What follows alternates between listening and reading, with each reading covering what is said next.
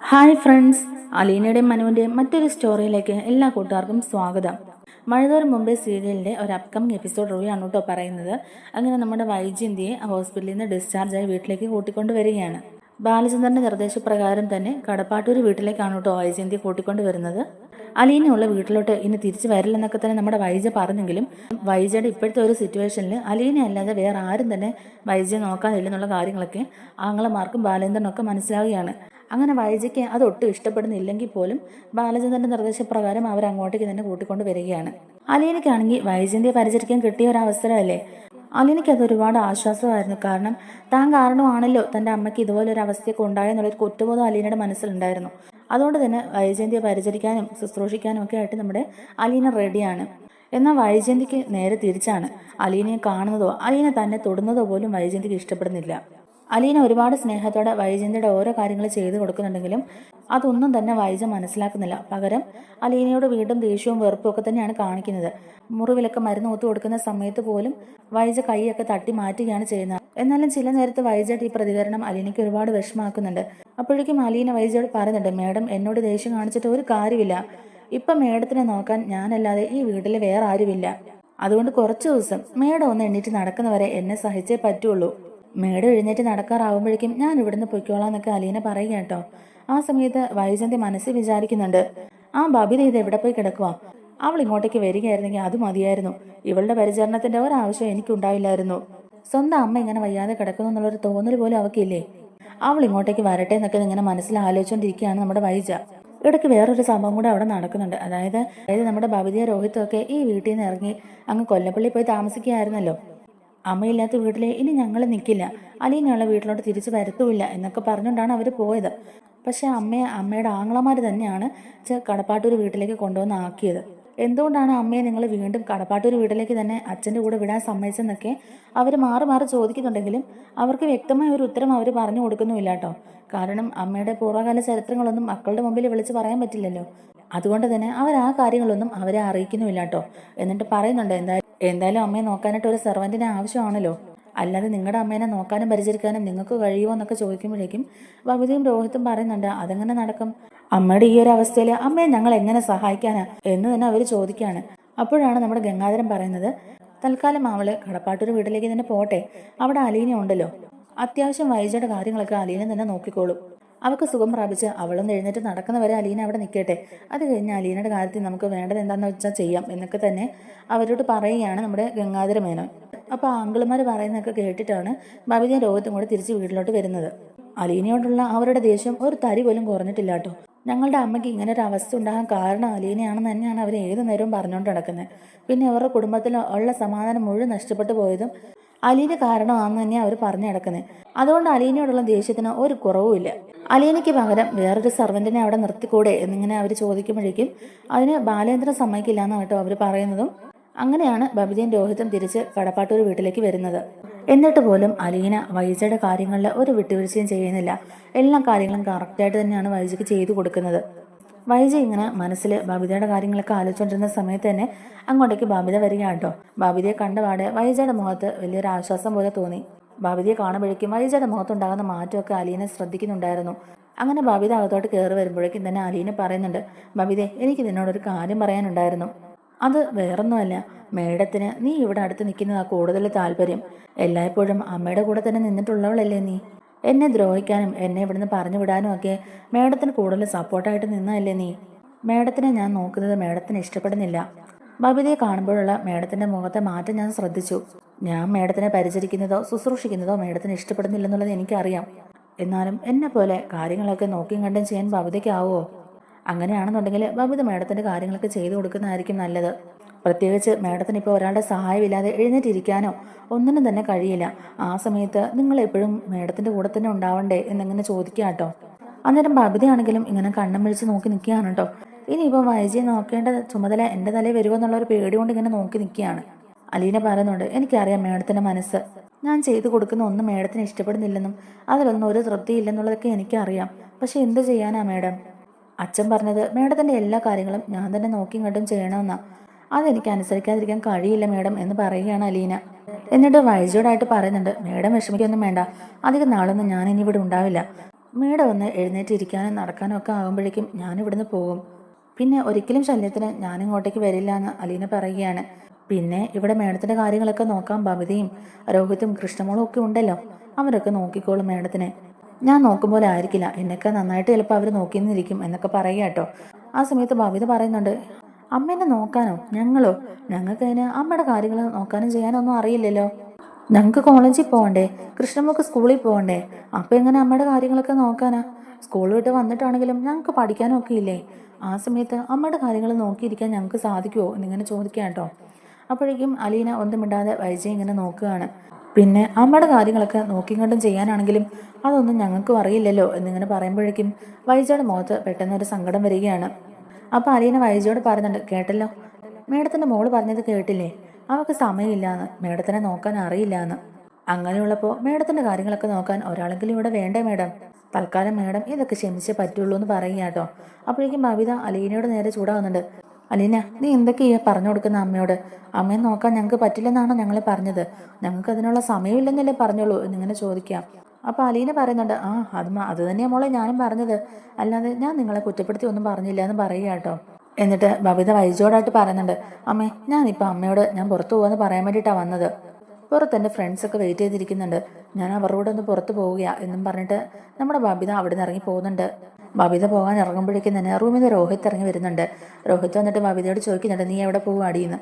ഞാൻ എൻ്റെ ഫ്രണ്ട്സിൻ്റെ കൂടെ പുറത്ത് പോവുക, വൈകുന്നേരം ആകുമ്പോഴേക്കും തിരിച്ചു വരും എന്നിങ്ങനെ പറഞ്ഞിട്ട് ബബിത പോവുക കേട്ടോ. അപ്പോഴേക്കും രോഹിതും അമ്മേനെ ഒന്ന് കാണാനായിട്ട് അമ്മയുടെ റൂമിലോട്ട് കയറുകയാണ്.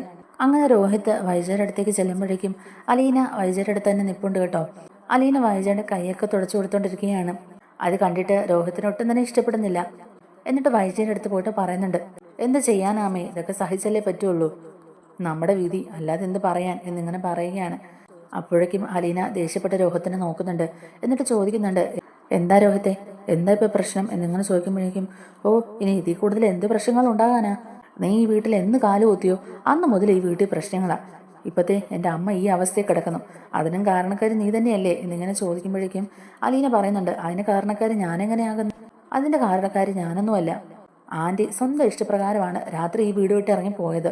പോകുന്ന വഴിക്ക് വണ്ടി ആക്സിഡന്റ് ആയത് എൻ്റെ കുറ്റം കൊണ്ടാണോ? ആൻറ്റിയുടെ ശ്രദ്ധക്കുറവ് കൊണ്ട് സംഭവിച്ചതല്ലേ, അതിനെങ്ങനെ എന്നെ കുറ്റപ്പെടുത്താൻ കഴിയും എന്നിങ്ങനെ ചോദിക്കാട്ടോ അലീന. അപ്പോഴേക്കും രോഹിത് പറയുന്നുണ്ട്, അമ്മ ഈ വീട്ടിൽ നിന്ന് ഇറങ്ങി പോകാൻ കാരണമാരാ? അത് നീയല്ലേ. നിന്നെ അച്ഛൻ ഇവിടെ പിടിച്ചു നിർത്തിയോണ്ടാടി അമ്മ ഇവിടെ നിന്ന് ഇറങ്ങി പോകാൻ നോക്കിയേ, അതുകൊണ്ട് എല്ലാത്തിനും കാരണം നീ തന്നെയാണെന്നൊക്കെ ഇങ്ങനെ പറയുക കേട്ടോ. അപ്പോഴേക്കും അലീന പറയുന്നുണ്ട്, ദേ രോഹിത്തെ, എനിക്കിതിൻ്റെ പേരിൽ നിന്നോട് വഴക്കുണ്ടാക്കാനുള്ള സമയമൊന്നുമില്ല, എനിക്ക് ഒരുപാട് പണികൾ തീർക്കാനുണ്ട്, ഞാൻ എന്തായാലും കിച്ചണിലോട്ട് പോവുക എന്നും പറഞ്ഞിട്ട് തന്നെ അലീന അവിടെ നിന്ന് ഇറങ്ങി കിച്ചണിലോട്ട് പോകുന്നുണ്ട് കേട്ടോ. ആ സമയത്ത് രോഹിത് നമ്മുടെ വൈജയനെ നോക്കിക്കൊണ്ട് പറയുന്നുണ്ട്, എന്തായാലും അമ്മ ഒന്ന് എഴുന്നേറ്റ് നടക്കുന്നവരെ ഇവിടെ നിൽക്കുകയുള്ളൂ, അത് കഴിഞ്ഞ് ഇവളെ ഇവിടെ നിന്ന് പറപ്പിക്കും, അങ്ങനെ അങ്കിളുമാർ പറഞ്ഞേക്കുന്നത്. അമ്മ വിഷമിക്കേണ്ടമ്മേ, അമ്മയുടെ കൂടെ തന്നെയാണ് ഞങ്ങൾ എല്ലാവരും എന്ന് പറയുകയാണ് നമ്മുടെ രോഹിത് വൈജയുടെ അടുത്ത്.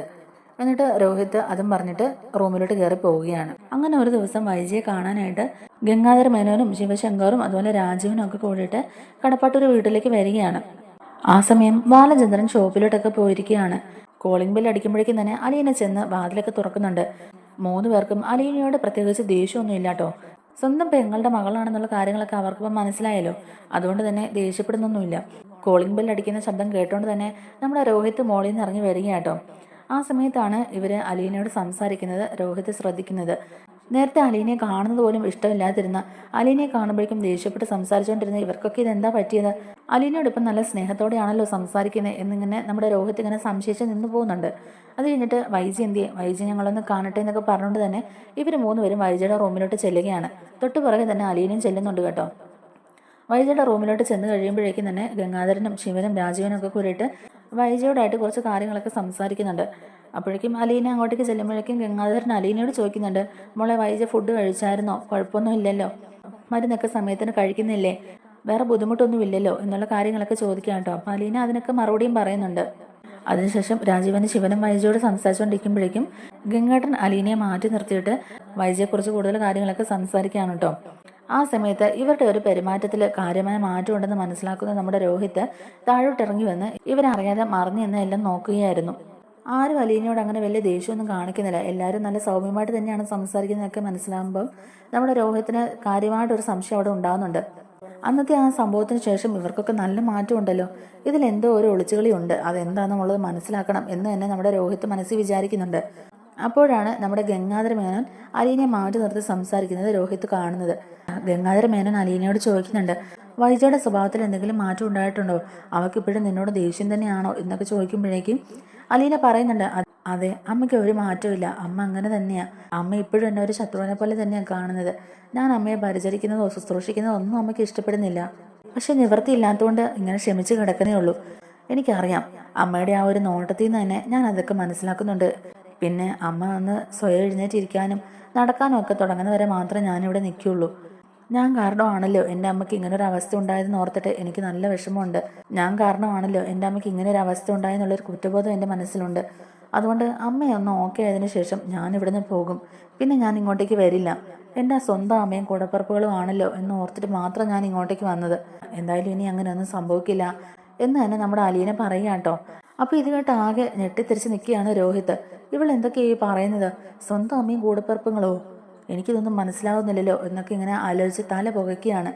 അപ്പോഴേക്കും ഗംഗാധര മേനോൻ പറയുന്നുണ്ട്, മോളെ നീ ഞങ്ങളോട് ക്ഷമിക്കേ. വൈജയോട് ഒരിക്കലും സത്യങ്ങൾ പറയാൻ പറ്റാത്തതുകൊണ്ടാണ്, അല്ലെങ്കിൽ മോൾക്ക് ഈ വീട്ടിൽ തന്നെ താമസിക്കാമായിരുന്നു. ബാലചന്ദ്രൻ നിന്നെ അംഗീകരിച്ചതുപോലെ തന്നെ വൈജയും നിന്നെ അംഗീകരിച്ചേനെ. പക്ഷെ അന്ന് അച്ഛൻ വൈജയോട് വലിയൊരു കള്ളം പറഞ്ഞു. അങ്ങനെ ഒരു കള്ളം പറഞ്ഞുകൊണ്ടാണ് അവൾ വേറൊരു ജീവിതം തന്നെ തിരഞ്ഞെടുത്തത്. അല്ലെങ്കിൽ വൈജ വിവാഹമേ കഴിക്കില്ലായിരുന്നു, അവൾക്കൊരു ജീവിതം പോലും ഉണ്ടാകില്ലായിരുന്നു. അതുകൊണ്ടാണ് ഞങ്ങൾ ഈ കാര്യങ്ങളൊക്കെ മറച്ചു വെച്ചത്. ഞങ്ങളോട് നീ ക്ഷമിക്കും മോളെ.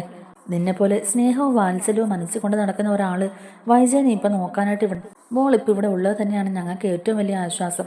ഒന്നുമില്ലെങ്കിലും വൈജയുടെ എല്ലാ കാര്യങ്ങളും മോള് നല്ല രീതിക്ക് തന്നെ നോക്കുമല്ലോ. അവൾക്ക് വേണ്ട എല്ലാ കാര്യങ്ങളും മോള് ചെയ്തു കൊടുക്കുമല്ലോ. സ്വന്തം കൂടപ്പിറപ്പുകൾക്ക് വേണ്ടിയിട്ട് മോൾ എന്നും ചെയ്യാൻ തയ്യാറാണെന്നുള്ളത് ഞങ്ങൾക്ക് അറിയാം. അതുകൊണ്ടാണ് ഞാൻ പറഞ്ഞത്, മോൾ ഇവിടെ ഉള്ളത് തന്നെയാണ് ഞങ്ങൾക്ക് ആശ്വാസം. വൈജ റിക്കവറായി എണീറ്റ് വന്നാലും അവളുടെ സ്വഭാവത്തിൽ ഈ പറയത്തക്ക വലിയ മാറ്റമൊന്നും ഉണ്ടാകാൻ പോകുന്നില്ല മോളെ. മോളെ ഇനി ഇവിടെ പിടിച്ചു നിർത്തി വിഷമിപ്പിക്കാൻ ഞങ്ങൾക്ക് താല്പര്യമില്ല. അതുകൊണ്ടാണ് ഇങ്ങനൊരു ആവശ്യം മോളോട് ഉന്നയിക്കുന്നതെന്നൊക്കെയുള്ള രീതിയിൽ ഗംഗാധര മേനോൻ പറയുകയാണ്. അപ്പോൾ ഇതൊക്കെ കേൾക്കുമ്പോഴേക്കും രോഹിത്തിന് എന്തൊക്കെയോ കാര്യങ്ങൾ മനസ്സിലാവുകയാണ് കേട്ടോ. അലീന പറയുന്നുണ്ട്, അതെ എനിക്കറിയാം, എൻ്റെ സ്വന്തം അമ്മയല്ലേ, അമ്മയുടെ കാര്യങ്ങളൊക്കെ ഞാനില്ലാതെ പിന്നെ വേറെ ആരാ നോക്കുക? അമ്മയ്ക്ക് എന്നെ എത്ര ഇഷ്ടമല്ലെങ്കിലും എന്നോട് എത്ര വെറുപ്പ് കാണിച്ചാലും അമ്മയുടെ കാര്യങ്ങൾക്കൊന്നും ഞാൻ ഒരു കുറവും വരത്തില്ല. അമ്മയെ ഞാൻ പൊന്നുപോലെ നോക്കും. അമ്മയ്ക്ക് ഇഷ്ടമില്ലെങ്കിൽ ഇനി അധിക നാളെ ഇവിടെ ഞങ്ങൾക്ക് അടിച്ചു വാങ്ങി നിൽക്കാൻ നോക്കിയില്ലെങ്കിലേ ഞാൻ എങ്ങോട്ടെങ്കിലും വേറെ ജോലി നോക്കി പോകും. ഞാൻ കാരണം ഈ കുടുംബത്തിൽ ഇനിയും ഇതുപോലുള്ള ദുരന്തങ്ങൾ ഉണ്ടാകാൻ ഞാൻ സമ്മതിക്കില്ല. ഞാൻ പോയാൽ വീണ്ടും ഈ കുടുംബം പഴയ പോലെ ആകുമെങ്കിൽ അങ്ങനെ ഇരിക്കുന്ന തന്നെ എനിക്ക് ഇഷ്ടം എന്നൊക്കെ തന്നെ നമ്മുടെ അലീന പറയുക കേട്ടോ. അപ്പോൾ അത് കേട്ട് നമ്മുടെ ഗംഗാധര മേനോൻ അലീനയെ കെട്ടിപ്പിടിച്ചുകൊണ്ട് തന്നെ പറയുന്നുണ്ട്, മോളെ നീ ഞങ്ങളോട് ക്ഷമിക്കും. നിന്നോട് എത്ര നന്ദി പറഞ്ഞാലും മതിയാവില്ല മോളെ. നിന്റെ കൂടെ എപ്പോഴും ഞങ്ങളുണ്ടാകും. ഇതുവരെ ജീവിച്ചതുപോലല്ല ഇനി അങ്ങോട്ടേക്ക് മോളുടെ എല്ലാ കാര്യങ്ങൾക്കും കൂടെ ഞങ്ങളെല്ലാവരും ഉണ്ടാവും എന്നൊക്കെ തന്നെ അലീനെ പറഞ്ഞ് ആശ്വസിപ്പിക്കുന്നുണ്ട്. എന്നിട്ട് ഗംഗാധര മേനോൻ ചോദിക്കുന്നുണ്ട്, അല്ല രോഹിത്തും ബബിതയും കൃഷ്ണമോളും ഒക്കെ എവിടെ? അവരൊക്കെ കോളേജിലും സ്കൂളിലും പോയേക്കുവാണോ എന്നിങ്ങനെ ചോദിക്കുമ്പോഴേക്കും കൃഷ്ണമോള് സ്കൂളിൽ പോയിരിക്കുക, രോഹിത്ത് ഫോണിലുണ്ട്, എന്നാൽ ബബിത ഫ്രണ്ട്സിൻ്റെ കൂടെ ഒന്ന് കറങ്ങാൻ പോയിരിക്കുക എന്നിങ്ങനെ പറയുക കേട്ടോ. ആ രോഹിത്ത് ഇവിടെ ഉണ്ടോ? അവനെ ഇങ്ങോട്ടേക്ക് കണ്ടില്ലല്ലോ എന്നിങ്ങനെ ചോദിക്കുമ്പോഴേക്കും കുറച്ചു മുമ്പ് ഇങ്ങോട്ടേക്ക് ഇറങ്ങി വന്നായിരുന്നു അമ്മയെ കാണാനാന്നും പറഞ്ഞ്. എന്നിട്ട് അതുപോലെ തന്നെ തിരിച്ച് മോളോട്ടും കയറിപ്പോയിന്ന് അലീന പറയുക. എന്നിട്ട് ഗംഗേട്ടൻ അലീനയോട് ചോദിക്കുന്നുണ്ട്, അല്ല മോളെ ബബിതയും രോഹിത്തും ഒന്നും ഈ വിവരങ്ങൾ അറിഞ്ഞിട്ടില്ലല്ലോ എന്നിങ്ങനെ ചോദിക്കുമ്പോഴേക്കും ഇല്ല അവരൊന്നും അറിഞ്ഞിട്ടില്ല, അവരെ ഒന്നും അറിയിക്കേണ്ടെന്ന് അച്ഛൻ പ്രത്യേകം പറഞ്ഞിട്ടുണ്ട്. അവർ രണ്ടുപേരും അമ്മയുടെ സൈഡാണല്ലോ, അതുകൊണ്ട് എന്തെങ്കിലും അറിഞ്ഞിട്ടുണ്ടെങ്കിൽ അമ്മയോട് അപ്പം തന്നെ പറഞ്ഞു കൊടുക്കും. അതുകൊണ്ട് ഈ രഹസ്യങ്ങളൊന്നും അവരറിയില്ലെന്ന് അച്ഛൻ പ്രത്യേകം പറഞ്ഞിട്ടുണ്ടെന്നും പറയുകയാണ്. അപ്പോൾ ഗംഗാധരൻ പറയുന്നുണ്ട്, ആ എന്നാ വേണ്ട, പ്രത്യേകിച്ച് വൈജയുടെ ഈ അവസ്ഥയിൽ വൈജ ഈ സത്യം കൂടെ അറിയാതിരിക്കുന്നത് നല്ലത്. അലീന പറയുന്നുണ്ട്, ബബിതയും രോഹിത്തും ഈ വിവരങ്ങൾ അറിയാതിരിക്കുന്നത് തന്നെയാണ് നല്ലത്. കൃഷ്ണമോളെ പോലെ അല്ല അവര്, എന്തുണ്ടെങ്കിലും അപ്പോൾ തന്നെ ചെന്ന് അമ്മയോട് പറഞ്ഞു കൊടുക്കും. എന്നാൽ കൃഷ്ണമോള് എല്ലാം വ്യക്തമായിട്ട് അറിഞ്ഞിട്ട് ന്യായത്തിൻ്റെ കൂടെ മാത്രമേ നിൽക്കുകയുള്ളൂ. അവൾ അവളുടെ അച്ഛനെ പോലെ തന്നെയാണ് എന്നിങ്ങനെ പറഞ്ഞിട്ട് അവർ ചിരിക്കുന്നൊക്കെ ഉണ്ട്. അപ്പോൾ നമ്മുടെ രോഹിത് ഇത് കേട്ടിട്ട് മനസ്സിലാക്കുന്നുണ്ട്, അപ്പോൾ സത്യം എന്താണെന്നുള്ളത് കൃഷ്ണയ്ക്ക് അറിയാം, അതുകൊണ്ടാണ് അവൾ ഇവരുടെ കൂടെ നിൽക്കുന്നതല്ലേ എന്നിങ്ങനെ മനസ്സിൽ പറയുക കേട്ടോ. എന്നാലും കൃഷ്ണമോള് വരുമ്പോഴേക്കും കൃഷ്ണൻ്റെ അടുത്ത് ചോദിക്കണമെന്ന് തന്നെ ആലോചിച്ചുകൊണ്ടിരിക്കുകയാണ് നമ്മുടെ രോഹിത്. എന്നിട്ട് രോഹിത് ഒന്നും അറിയാത്ത പോലെ തന്നെ അങ്ങോട്ടേക്ക് കയറി വരുന്നുണ്ട്. രോഹിത്തിനെ കാണുമ്പോഴേക്കും ശിവേട്ടനും ഗംഗേട്ടനും ഒക്കെ തന്നെ ചോദിക്കുന്നുണ്ട്, ആഹാ നീ മോളിലുണ്ടായിരുന്നോ? ഞങ്ങൾ വിചാരിച്ചു നീ കോളേജിലേക്ക് പോയിട്ടുണ്ടാവുമായിരിക്കുമെന്ന്. അപ്പോൾ രോഹിത് പറയുന്നുണ്ട്, ഇല്ലെങ്കിലേ ഞാൻ മോളിലുണ്ടായിരുന്നു, കോളേജിലേക്കൊന്നും പോകാൻ തോന്നിയില്ല, കോളിംഗ് ബെൽ അടിക്കുന്നത് കേട്ടു, അപ്പം ആരാ വന്നേ നോക്കാനായിട്ട് ഇറങ്ങി വന്നാന്ന് പറയുകയാണ്. രോഹിത്തിനോട് അവർ സംസാരിച്ചുകൊണ്ടിരിക്കുമ്പോഴേക്കും അലീന പറയുന്നുണ്ട്, അയ്യോ നിങ്ങൾ വന്നിട്ടൊന്നും കുടിച്ചില്ലല്ലോ, നിങ്ങൾ ഇവിടെ ഇരിക്കുക, ഞാൻ പെട്ടെന്ന് ഒരു ചായ എടുത്തുകൊണ്ട് വരാമെന്നൊക്കെ പറയുന്നുണ്ടെങ്കിലും അവർ പറയുന്നുണ്ട് വേണ്ട മോളെ, ചായ ഒന്നും വേണ്ട, ഞങ്ങൾ ചായയൊക്കെ കുടിച്ചിട്ട് തന്നെയാണ് വന്നത്. വൈജനെ ഒന്ന് കാണാൻ വേണ്ടി വന്നതല്ലേ, കണ്ടു, ഇനി ഞങ്ങൾ പോവാ, ഞങ്ങൾ പോയിട്ട് പിന്നെ വരാം, എന്തായാലും കൃഷ്ണമോളോടും ബബിതയോടും അന്വേഷണം പറഞ്ഞേര് എന്നൊക്കെ തന്നെ പറഞ്ഞിട്ട് അവർ 3 പേരും തിരിച്ചു പോവുകയാണ് കേട്ടോ. അങ്ങനെ അവർ പോയി കഴിഞ്ഞിട്ട് രോഹിത്ത് മുകളിലോട്ട് തന്നെ കയറി പോകുന്നുണ്ട്. അലീനയുടെ പണികളൊക്കെ തന്നെ ചെയ്തുകൊണ്ടിരിക്കുകയാണ്. വൈകുന്നേരം സമയമായി. കൃഷ്ണമോളുടെ വരവും കാത്ത് രോഹിത്ത് ഇങ്ങനെ വെയിറ്റ് ചെയ്തിരിക്കുകയാണ്. കാരണം ഇവിടെ എന്തൊക്കെയോ സംഭവങ്ങൾ നടക്കുന്നുണ്ട്, ഇവരൊക്കെ എന്തൊക്കെയോ ഒളിച്ചു വെക്കുന്നുണ്ട്. അതൊക്കെ കൃഷ്ണയ്ക്ക് അറിയാമെന്നുള്ളത് രോഹിത്തിന് മനസ്സിലായല്ലോ. അതുകൊണ്ട് കൃഷ്ണയോട് തന്നെ ചോദിച്ച് എല്ലാം മനസ്സിലാക്കാനായിട്ട് നമ്മുടെ രോഹിത്ത് റെഡി ആയിട്ട് ഇരിക്കുകയാണ്. അങ്ങനെ കൃഷ്ണമോൾ അങ്ങോട്ടേക്ക് വരുമ്പോഴേക്കും തന്നെ നമ്മുടെ രോഹിത്ത് കൃഷ്ണമോളെ വിളിക്കുകയാണ്. എന്നിട്ട് പറയുന്നുണ്ട്, എനിക്ക് നിന്നോട് കുറച്ച് കാര്യങ്ങൾ സംസാരിക്കാനുണ്ട്, നീ പെട്ടെന്ന് തന്നെ റെഡി ആയിട്ട് വാ, നമുക്ക് പുറത്തോട്ടൊന്ന് പോകാമെന്ന് പറയുകയാണ് കേട്ടോ. അപ്പോൾ കൃഷ്ണമോൾ ചോദിക്കുന്നുണ്ട്, എന്താ രോഹിയേട്ടാ, എന്താ കാര്യം, ഇവിടെ വെച്ച് തന്നെ പറഞ്ഞൂടെ? ഇവിടെ വെച്ച് പറയാൻ പറ്റാത്ത എന്ത് രഹസ്യമാക്കുക രോഹിയേട്ടാ, എന്തായാലും ഇവിടെ വെച്ച് തന്നെ പറ എന്നിങ്ങനെ പറയുമ്പോഴേക്കും നീ ഒന്ന് വേഗം റെഡിയായി വന്നേ.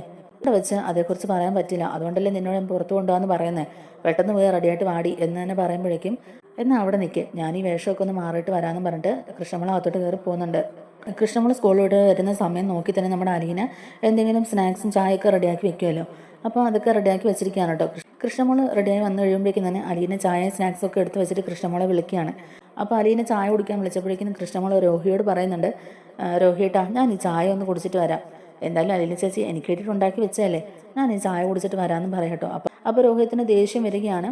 എന്നാലും ദേഷ്യം കാണിച്ചിട്ടൊന്നും ഒരു കാര്യമില്ലല്ലോ, അതുകൊണ്ട് തന്നെ കുറച്ച് നേരം കൂടെ വെയിറ്റ് ചെയ്തിരിക്കുകയാണ്.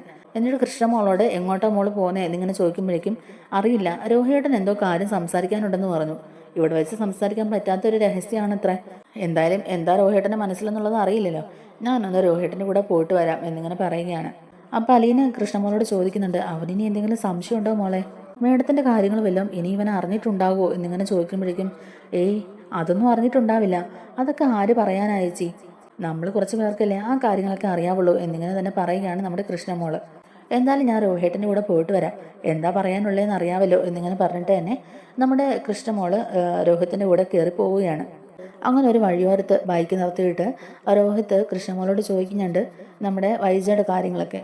ഇന്ന് കൊല്ലപ്പള്ളിയിൽ നിന്ന് അങ്കിളുമാരൊക്കെ വന്നിട്ടുണ്ടായിരുന്നു അമ്മയെ കാണാനായിട്ട്, അന്ന് അലീനെ തട്ടിക്കൊണ്ട് പോയില്ലേ, ആ സംഭവത്തിന് ശേഷം അങ്കിൾമാർക്കൊക്കെ അലീനയോട് ഇപ്പം നല്ല മതിപ്പാണല്ലോ, അവളോട് ഭയങ്കര സ്നേഹമാണല്ലോ, എന്താ അതിന് കാരണം, ശരിക്കും ഈ അലീന ആരാ എന്നൊക്കെ ഇങ്ങനെ ചോദിക്കുമ്പോഴേക്കും കൃഷ്ണമോൾ ആദ്യം ഒന്ന് ഞെട്ടിപ്പോകുന്നുണ്ട് കേട്ടോ. എന്തോ ഒരു ക്ലൂ രോഹിത്തിന് കിട്ടിയിട്ടുണ്ടെന്നുള്ളത് നമ്മുടെ കൃഷ്ണമൊക്കെ മനസ്സിലാവുന്നുണ്ട്. അപ്പം കൃഷ്ണമോൾ ചോദിക്കുന്നുണ്ട്, എന്താ രോഹിയേട്ടാ, എന്താ അങ്ങനെ ചോദിക്കാൻ എന്നിങ്ങനെ ചോദിക്കുകയാണ്. നീ ഞാൻ ചോദിച്ചതിന് ഉത്തരം പറ എന്നിങ്ങനെ പറയുമ്പോഴേക്കും അത് പിന്നെ അന്ന് തട്ടിക്കൊണ്ട് പോയത് തെറ്റായി പോയെന്ന് അവർക്ക് തോന്നിയിട്ടുണ്ടാവുമായിരിക്കും, അതുകൊണ്ടായിരിക്കും അലീന ചേച്ചിയോട് ഇപ്പോൾ അവർക്ക് സ്നേഹം എന്നിങ്ങനെ കൃഷ്ണമോൾ പറയുക കേട്ടോ. അപ്പോൾ രോഹിത്ത് പറയുന്നുണ്ട്, അതൊന്നും അല്ല കാര്യം, നീ എന്നോട് നുണ പറയാൻ നോക്കണ്ട, സത്യം എന്താണെന്ന് വെച്ചാൽ പറയടി എന്നിങ്ങനെ പറയുക കേട്ടോ നമ്മുടെ കൃഷ്ണമോളുടെ അടുത്ത്. അപ്പോൾ കൃഷ്ണമോൾ പറയുന്നുണ്ട്, അല്ല രോഹിയേട്ടനെ ഇപ്പം എന്താ വേണ്ടത്, ഈ കാര്യങ്ങളൊക്കെ ചോദിക്കാനാണോ എന്നെ ഇങ്ങോട്ടേക്ക് കൂട്ടിക്കൊണ്ട് വന്നത്, അത് വീട്ടിൽ ഇരുന്ന് ചോദിച്ചാൽ പോരായിരുന്നോ എന്നിങ്ങനെ ചോദിക്കുമ്പോഴേക്കും വീട്ടിൽ ഇരുന്ന് ചോദിക്കാൻ എനിക്ക് ഇച്ചിരി ബുദ്ധിമുട്ടുണ്ട്, അതുകൊണ്ടാണ് നിന്നെയും കൂട്ടി ഞാൻ ഇങ്ങോട്ടേക്ക് വന്നത്, നീ സത്യം എന്താണെന്ന് വെച്ചാൽ പറ, അല്ലെങ്കിൽ ശരിക്കും ആരാ, എന്തോ ഒരു ചുറ്റിക്കളി വീടിനകത്ത് നടക്കുന്നുണ്ട്, നിങ്ങൾക്കൊക്കെ എന്തോ രഹസ്യം അറിയാമെന്നുള്ളത് എനിക്ക് മനസ്സിലായി, എന്ത് രഹസ്യം അത് എന്നിങ്ങനെ ചോദിക്കുമ്പോഴേക്കും കൃഷ്ണമോൾ അപ്പോഴും ഒന്നും വിട്ടു പറയുന്നില്ല കേട്ടോ. അലീന ചേച്ചി അത് പിന്നെ അലീന ചേച്ചി നമ്മുടെ മുത്തശ്ശിനെ നോക്കാനായിട്ട് വന്ന സെർവൻ്റ് ആയിരുന്നു, അതിനുശേഷം അലീന ചേച്ചി അച്ഛൻ്റെ സ്വന്തം മകളാന്ന് അച്ഛൻ പറഞ്ഞല്ലോ, ഇനി ഇതിൽ കൂടുതൽ എന്ത് തെളിവാ രോഹിത്തേട്ടാ വേണ്ടത്. കൃഷ്ണമോൾ നല്ലൊരു മറുപടി പറയാതിരിക്കുമ്പോഴേക്കും രോഹത്തിന് ദേഷ്യം വരുന്നുണ്ട്. രോഹത്ത് എന്നിട്ട് കൃഷ്ണനോട് പറയുന്നുണ്ട്, എടി എന്താണെന്ന് വെച്ചാൽ നീ സത്യം പറ, ഞാൻ അറിഞ്ഞ കാര്യം ശരിയാണെന്ന് അറിയാൻ വേണ്ടിയിട്ടാണ് ഞാൻ ഈ ചോദിക്കുന്നതെന്ന് ഇങ്ങനെ പറയുമ്പോഴേക്കും കൃഷ്ണമോൾ ചോദിക്കുന്നുണ്ട്, അതിൻ്റെ രോഹിയേട്ടൻ എന്താ അറിഞ്ഞതെന്ന്. അപ്പോൾ രോഹിത്ത് പറയുന്നുണ്ട്, ഇന്ന് അങ്കിളുമാരൊക്കെ കൊല്ലപ്പള്ളിയിൽ നിന്ന് അമ്മേനെ കാണാൻ വന്നിട്ടുണ്ടായിരുന്നു, അലീനയോട് നേരത്തെ ഉള്ള ദേഷ്യമൊന്നും അവർക്കിപ്പോൾ ഇല്ല, അവർക്ക് എല്ലാവർക്കും അലീനയോട് ഇപ്പം നല്ല സ്നേഹവും മതിപ്പും ഒക്കെയാണ്. അവർ വന്നപ്പോൾ ഞാൻ ആ സമയത്ത് മുകളിലായിരുന്നു, ആരാ വന്നതെന്ന് അറിയാൻ വേണ്ടി ഞാൻ താഴോട്ട് ചെന്നപ്പോഴേക്കും ഗംഗാധരനെങ്കിൽ അലീനയെ മാറ്റി നിർത്തി സംസാരിക്കുന്നുണ്ടായിരുന്നു, ഞാനോ ബബിതയോ എന്തെങ്കിലും അറിഞ്ഞോ എന്നൊക്കെയാണ് ചോദിച്ചത്. പിന്നെ അവൾ കൂടെ കൂടെ പറയുന്നുണ്ടായിരുന്നു എൻ്റെ സ്വന്തം അമ്മയാണ് എൻ്റെ കൂടപ്പുറപ്പുകളാണെന്നൊക്കെ ഉള്ളത്, രാജീവങ്ങളും ശിവനങ്ങളും ഒക്കെ ആണല്ലോ അവളെ തട്ടിക്കൊണ്ട് പോകാൻ മുന്നിൽ നിന്നത്. എന്നിട്ട് അന്നത്തെ സംഭവത്തിന് ശേഷം അവർക്കും ഇപ്പോൾ അവളോട് വലിയ സ്നേഹമൊക്കെ തന്നെയാണ്, പഴയ ആ ഒരു ദേഷ്യമൊന്നും അവർ കാണിക്കുന്നില്ല. പോരാത്തതിന് അവർ 3 പേരും കൂടെ അലിയുടെ എല്ലാ കാര്യങ്ങളും നോക്കിക്കോളാം എന്നാണല്ലോ പറയുന്നത്. ഇതിലൊക്കെ എന്തോ ഒരു ചുറ്റുകളി ഉണ്ടെന്നുള്ളത് എനിക്ക് മനസ്സിലായി, അതാ ഞാൻ നിന്നോട് ചോദിച്ചത്, നിനക്കെല്ലാ സത്യങ്ങളും അറിയാമെന്നുള്ളത് എനിക്കറിയാം, നീ ഇനി കൂടുതൽ മറച്ചു വയ്ക്കാനൊന്നും നോക്കണ്ട, സത്യം തുറന്നു പറയേ എന്നിങ്ങനെ പറയുമ്പോഴേക്കും കൃഷ്ണമോൾ പറയുന്നുണ്ട്, അലിന ചേച്ചി ആരാന്നാ നിങ്ങളൊക്കെ വിചാരിച്ചു വെച്ചിരിക്കുന്നത്, അലിന ചേച്ചി നമ്മുടെ അച്ഛനുണ്ടായ മോളാണോ, എന്നാൽ അതൊന്നും അല്ല സത്യം, നിങ്ങളറിയാത്ത ഒരുപാട് കാര്യങ്ങൾ ഇതിനകത്തുണ്ട് രോഹിയേട്ടാ. അലിന ചേച്ചി ആരാന്ന് പറഞ്ഞാൽ നിങ്ങളൊക്കെ ഞെട്ടിപ്പോകും എന്നിങ്ങനെ പറയുമ്പോഴേക്കും അപ്പോൾ രോഹിത് പറയുന്നുണ്ട്, നീ വളച്ചു കിട്ടലില്ലെന്ന കാര്യം എന്നാന്ന് വെച്ചാൽ പറ, എനിക്കാകെ ടെൻഷൻ ആവുന്നു എന്നിങ്ങനെ പറയുമ്പോഴേക്കും കൃഷ്ണമോള് പറയുന്നുണ്ട്, അതിന് ടെൻഷൻ ആകേണ്ട കാര്യമൊന്നുമില്ല. അലിന ചേച്ചി നമ്മുടെ സ്വന്തം ചേച്ചി തന്നെയാണ്, അങ്ങനെ അങ്ങ് കണ്ടാൽ മതി എന്ന് പറയുക കേട്ടോ. അപ്പോൾ സ്വന്തം ചേച്ചിയോ? സ്വന്തം ചേച്ചി എന്ന് വെച്ചാൽ ഏത് വകയില്ല എന്നിങ്ങനെ ചോദിക്കുകയാണ് രോഹിത്. നമ്മുടെ അമ്മ പ്രസവിച്ച മോള്, അല്ലാതെ നമ്മുടെ സ്വന്തം ചേച്ചി എങ്ങനെ ആകാനാ എന്നിങ്ങനെ കൃഷ്ണമോള് ചോദിക്കുമ്പോഴേക്കും ഒരു ഞെട്ടലോട് കൂടി രോഹിത് ചോദിക്കുന്നുണ്ട്, നമ്മുടെ അമ്മ പ്രസവിച്ച കുട്ടിയോ? അപ്പോൾ കൃഷ്ണമോള് പറയുന്നുണ്ട്, ദേ രോഹിയേട്ടാ, ഞാനൊരു കാര്യം പറഞ്ഞേക്കാം. ഇപ്പം എന്തായാലും നമ്മുടെ വീട്ടിലെ പ്രശ്നങ്ങളൊക്കെ ഒരുമാതിരി ഒന്ന് സോൾവ് ആയിരിക്കുകയാണ്. ഇനി രോഹിയേട്ടൻ ഈ സത്യങ്ങളൊക്കെ മനസ്സിലാക്കിയിട്ട് അച്ഛൻ്റെ മുമ്പിൽ കിടന്നിട്ട് വലിയ ഷോ ഓഫ് കാണിക്കാനൊന്നും നിന്നേക്കരുത്. ചെന്ന പാടെ അമ്മയോട് ഈ കാര്യങ്ങളൊന്നും വിളമ്പാൻ നിൽക്കരുത്. അമ്മ ഈ സത്യങ്ങൾ അറിയാൻ പാടില്ല. അമ്മ ഈ സത്യങ്ങൾ അറിഞ്ഞാൽ പിന്നെ അമ്മ ജീവനോടിരിക്കില്ല. അതുകൊണ്ടാണ് അങ്കിൾമാർ 3 പേരും ഈ സത്യങ്ങളൊക്കെ മറച്ചു വയ്ക്കാൻ നോക്കുന്നത്. രോഹിയേട്ടൻ ഇപ്പം മനസ്സിൽ വിചാരിക്കുന്ന പോലെ തന്നെയാണ് സംഭവങ്ങൾ. നമ്മുടെ അമ്മ തന്നെയാണ് അലീന ചേച്ചിയുടെ അമ്മ, നമ്മുടെ സ്വന്തം ചേച്ചി അലീന ചേച്ചി. അതൊന്നും മനസ്സിലാക്കാതെയാണ് ബബിതേച്ചിയും രോഹിത്തേട്ടനും ഒക്കെ ചേച്ചിയോട് വളരെ മോശമായിട്ട് പെരുമാറുന്നത്. നമ്മുടെ അച്ഛനൊരു ഭാവമായതുകൊണ്ടാണ് ഇപ്പം നമ്മുടെ കുടുംബം മുന്നോട്ട് പോകുന്നത് തന്നെ. അച്ഛന് ഇതൊന്നും ക്ഷമിക്കാനായില്ലായിരുന്നെങ്കിലേ ഇപ്പം നമ്മുടെ കുടുംബം പോലും ഇല്ലാതായി പോയേനെ. നമ്മുടെ കുടുംബം ചിന്നിച്ചിതറി പോകാതിരിക്കാൻ വേണ്ടിയിട്ടാണ് അച്ഛൻ ഈ രഹസ്യങ്ങളൊക്കെ മനസ്സിലൊതുക്കിക്കൊണ്ട് നടക്കുന്നത്. അലീന ചേച്ചി വിചാരിച്ചിരുന്നെങ്കിൽ എപ്പോഴും ഈ കാര്യങ്ങളൊക്കെ പറയാമായിരുന്നു. എത്ര തവണ അലീന ചേച്ചി വീട്ടിൽ നിന്ന് ഇറക്കി വിട്ടതാ. നിങ്ങളൊക്കെ എത്രമാത്രം മോശമായിട്ട് അലീന ചേച്ചിയോട് സംസാരിച്ചിട്ടുണ്ട്. എന്നിട്ട് പോലും അലീന ചേച്ചി ഈ സത്യങ്ങളൊന്നും ആരോടും പറഞ്ഞിട്ടില്ല. അത്രയ്ക്ക് നല്ല മനസ്സാണ് അലീന ചേച്ചിയുടേത്. അലീന ചേച്ചിയെ പോലെ ഒരു ചേച്ചിയെ കിട്ടിയതിൽ എനിക്ക് ഒരുപാട് സന്തോഷമുണ്ട്. ഇനി അങ്ങോട്ടേക്ക് എന്നും അലീന ചേച്ചി നമ്മുടെ വീട്ടിൽ തന്നെ കാണണമെന്ന് എനിക്ക് ആഗ്രഹമുണ്ട്. പക്ഷെ എന്തു ചെയ്യാനാ, അമ്മയ്ക്ക് അലീന ചേച്ചിയെ കണ്ണെടുത്താൽ കണ്ടുകൂടാ. അമ്മ പ്രസവിച്ച സ്വന്തം മോള് തന്നെയാണ് അലീന ചേച്ചി എന്നുള്ളത് അമ്മയ്ക്ക് അറിയില്ല. ഈ സത്യങ്ങളൊക്കെ അമ്മ അറിഞ്ഞിട്ടുണ്ടെങ്കിൽ അമ്മ ജീവിതം തന്നെ അവസാനിപ്പിക്കുന്ന അങ്കിളുമാർ പറയുന്നത്. അതുകൊണ്ട് രോഹിയേട്ടനായിട്ട് ഇനി ഇത് ആരോടും ചെന്ന് പറയാൻ നിൽക്കരുത്. അലീന ചേച്ചിയോടോ അച്ഛനോടോ പോലും രോഹിയേട്ടൻ ഇതൊന്നും പറഞ്ഞുകൊണ്ട് ചെന്നേക്കരുത് എന്നൊക്കെ കൃഷ്ണമോൾ പറയുമ്പോഴേക്കും ആകെ ഞെട്ടിത്തെറിച്ച് ഷോക്കായിട്ട് തന്നെ നമ്മുടെ രോഹിത് നിൽക്കുകയാണ്. രോഹിത്തിന്റെ മനസ്സിലും ഒരു കുറ്റബോധം തോന്നുകയാണ്. സ്വന്തം ചേച്ചിയോടാണല്ലോ ഇത്രയ്ക്ക് മോശമായിട്ടൊക്കെ പെരുമാറിയിട്ടുള്ളത്, മോശം വാക്കുകൾ സംസാരിച്ചിട്ടുള്ളതെന്നൊക്കെ രോഹിത്തിന് ഒരു കുറ്റബോധം തോന്നുകയാണ്. കൃഷ്ണമോൾ പറയുന്നുണ്ട് രോഹിത്തിനോട്, ഇപ്പം എല്ലാ കാര്യങ്ങളും മനസ്സിലായില്ലേ, ഇനി നമുക്ക് വീട്ടിൽ പോകാം, എനിക്ക് പോയിട്ട് കുറേ പണിയുണ്ട്, കുറേ ഹോംവർക്ക് ചെയ്യാനുണ്ട്, എഴുതാനുണ്ട് എന്നൊക്കെ തന്നെ കൃഷ്ണമോൾ പറയുകയാണ്. അങ്ങനെ രോഹിത്തും കൃഷ്ണമോളും കൂടെ തിരിച്ച് വീട്ടിലേക്ക് ചെല്ലുകയാണ്. ചെന്ന പാടെ തന്നെ കൃഷ്ണമോൾ അലീനയോട് എല്ലാ കാര്യങ്ങളും പറയുന്നുണ്ട്. മോളെ, ഇനി ഇതവൻ മേഡത്തിനോട് പറയുമോ, വീണ്ടും പ്രശ്നങ്ങളാവുമോ എന്നൊക്കെ നമ്മുടെ അലീനയ്ക്ക് പേടിയുണ്ട്. അപ്പം കൃഷ്ണമോൾ പറയുന്നുണ്ട്, ഇല്ല ഒരിക്കലും പറയരുതെന്ന് ഞാൻ രോഹിയേട്ടനോട് പറഞ്ഞിട്ടുണ്ട്. പറഞ്ഞാൽ എന്തൊക്കെ ഭവിഷ്യത്തുകൾ ഉണ്ടാവും എന്നുള്ളതും ഞാൻ രോഹിയേട്ടനോട് പറഞ്ഞിട്ടുണ്ട്. അതുകൊണ്ട് രോഹിയേട്ടൻ എന്തായാലും പറയില്ലായിരിക്കും. അമ്മ ജീവനോട് തന്നെ വേണമെന്ന് രോഹിയേട്ടനും ആഗ്രഹമുണ്ടല്ലോ. അതുകൊണ്ട് രോഹിയേട്ടൻ എന്തായാലും അങ്ങനെയുള്ള കാര്യങ്ങളൊന്നും ചെയ്യില്ലായിരിക്കും എന്ന് തന്നെ നമ്മുടെ കൃഷ്ണമോൾ അലീനയോട് പറയുന്നുണ്ട്. എന്നിട്ട് രോഹിത് ഒന്നും മിണ്ടാതെ തന്നെ അലീനയെ നോക്കിയിട്ട് മുകളിലോട്ട് കയറി പോവുകയാട്ടോ. മോള് റൂമിൽ ചെന്നിട്ടാണെങ്കിലും രോഹിത്തിന് ഒരു സമാധാനവും ഇല്ലായിരുന്നു. അലീനയോട് മാപ്പ് ചോദിക്കണം, ചെയ്തു പോയ തെറ്റുകൾക്കും പറഞ്ഞു പോയ വാക്കുകൾക്കുമൊക്കെ അലീനയുടെ കാല് പിടിച്ച് മാപ്പ് പറയണമെന്നൊക്കെ ഒരു തോന്നലാണ് നമ്മുടെ രോഹിത്തിൻ്റെ മനസ്സിൽ. അപ്പോൾ രോഹിത് സന്ധ്യ ആകുന്ന സമയമാകുമ്പോഴേക്കും താഴോട്ട് ഇറങ്ങി വരിക കേട്ടോ. എന്നിട്ട് കിച്ചണിൽ ജോലി ചെയ്തുകൊണ്ടിരിക്കുന്ന അലീനയുടെ അടുത്ത് പോയിട്ട് പറയുന്നുണ്ട്, എന്നോട് പൊറുക്കണം, എന്നോട് ക്ഷമിക്കണം, ഞാൻ അറിയാതെ ചെയ്തു പോയതാണ്, എനിക്ക് അറിയില്ലായിരുന്നു, എന്നോട് പൊറുക്കണം എന്നൊക്കെ പറഞ്ഞിട്ട് അലീനയുടെ മുമ്പിൽ കൈകൂപ്പി മാപ്പ് ചോദിക്കുകയാണ്. അപ്പോൾ അലീന പറയുന്നുണ്ട്, വേണ്ട, നീ എൻ്റെ സ്വന്തം അനിയനല്ലേ, നിന്നോട് എനിക്ക് ഒരു ദേഷ്യവുമില്ല, ഞാൻ നിൻ്റെ ചേച്ചിയാണെന്നുള്ളത് അറിയാതെയല്ലേ നീ എന്നോട് അങ്ങനെയൊക്കെ പെരുമാറിയത്. എനിക്കറിയാം, നീ അതൊന്നും ഓർത്ത് വിഷമിക്കണ്ട. എന്തായാലും നീ അറിഞ്ഞ കാര്യങ്ങളൊന്നും ഇനി ആരും അറിയരുത്. നമ്മുടെ അമ്മയുടെ ജീവനല്ലേ നമുക്ക് വലുത്. അമ്മ എന്തായാലും ആദ്യം ഒന്ന് റിക്കവർ ആകട്ടെ. അമ്മ ഒരു കാരണവശാലും ഈ സത്യങ്ങളൊന്നും അറിയാൻ പാടില്ല. അമ്മയൊന്നും സുഖം പ്രാപിച്ച് തന്നെ എഴുന്നേറ്റ് നടക്കാറാവുമ്പോഴേക്കും ഞാൻ ഈ വീട്ടിൽ നിന്ന് പോകും. പിന്നെ ഈ വീട്ടിൽ ഒരു പ്രശ്നം ഉണ്ടാവില്ല. പഴയ പോലെ തന്നെ നിങ്ങളെല്ലാവരും സന്തോഷത്തോടെ ജീവിക്കണം എന്നൊക്കെ തന്നെ നമ്മുടെ രോഹിത്തിനോട് അലീന പറയുമ്പോഴേക്കും രോഹിത്ത് അലീനയെ കെട്ടിപ്പിടിച്ചുകൊണ്ട് തന്നെ പറയുന്നുണ്ട്, ചേച്ചി എന്നോട് ക്ഷമിക്കണം ചേച്ചി, ഞാൻ അറിയാതെ ചെയ്തു പോയതാ, എന്നോട് മാപ്പാക്കണം, എന്നോട് പൊറുക്കണം. ഇനി എൻ്റെ ഭാഗത്തുനിന്ന് അങ്ങനെ ഒരു തെറ്റും സംഭവിക്കില്ല. ചേച്ചി എങ്ങോട്ട് പോകണ്ട, ചേച്ചി ഈ വീട്ടിൽ തന്നെ നിന്നാൽ മതി, നമുക്കെല്ലാവർക്കും ഒന്നിച്ച് തന്നെ ഈ വീട്ടിൽ നിൽക്കാം എന്നൊക്കെ തന്നെ പറഞ്ഞ് കരയുന്നുണ്ട് കേട്ടോ. അപ്പോൾ രോഹിത്തിനെ ഒന്ന് സമാധാനിപ്പിച്ചുകൊണ്ട് തന്നെ അലീന പറയുന്നുണ്ട്, നോക്കാം മോനെ, എന്തായാലും അമ്മ ആദ്യം ഒന്ന് സുഖം പ്രാപിക്കട്ടെ, എന്നിട്ട് നമുക്ക് നോക്കാമെന്നൊക്കെ തന്നെ പറയുക കേട്ടോ. അങ്ങനെ അവസാനം രോഹിത്തും അലീനയുടെ കാല് പിടിച്ച് മാപ്പ് പറയുകയാണ്, ചെയ്തു പോയ തെറ്റുകളൊക്കെ ഓർത്തിട്ട് തന്നെ. നമ്മുടെ വീഡിയോ ഇഷ്ടപ്പെടുകയാണെങ്കിൽ ഒന്ന് ലൈക്ക് ചെയ്യണേ, അതുപോലെ തന്നെ ചാനലോട്